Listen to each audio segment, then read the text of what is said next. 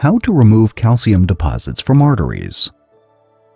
Calcium is good for the bones, but not when it is lodged in the arteries.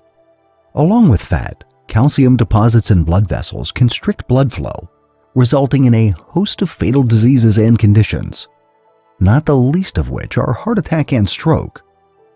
Atherosclerosis is a condition in which the arteries harden due to this mineral buildup. Even if atherosclerosis does not result in total blockage, the hardened deposits in the arterial wall can break off any time and create blockage along the way, which can cause a stroke or the lack of blood and oxygen supply to vital organs, the foremost of which is the brain.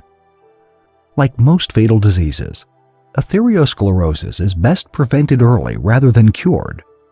If there is already buildup, the process of how to remove calcium from the arteries may take a while, so you need to be patient and persistent.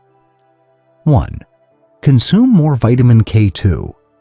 A breakthrough research study has found that vitamin K2 not only helps the body absorb more calcium and deposit them in the bones, but it also removes calcium by as much as 37% from where it does not naturally belong.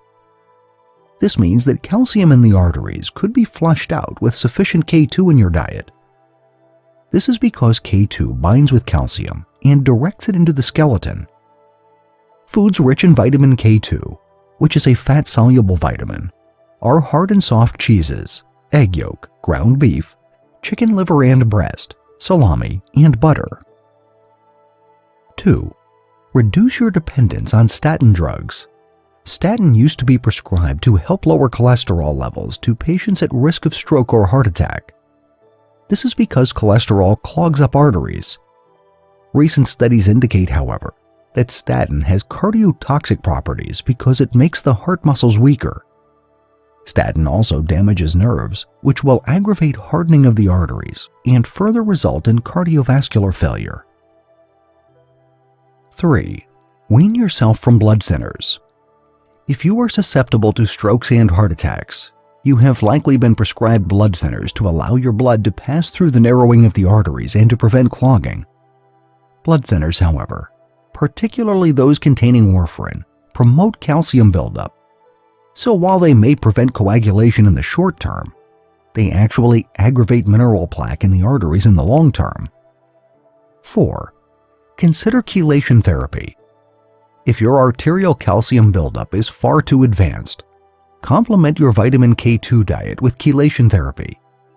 This therapy uses a synthetic solution, ethylene diamine tetraacetate acid, or EDTA, to flush out heavy metals and minerals from the bloodstream. EDTA does this by binding to the metals and minerals and exiting the body through urine. You may have to consider carefully the potential harm of this therapy, as its use in removing calcium from the arteries is yet to be further studied. 5. Undergo carotid endarterectomy.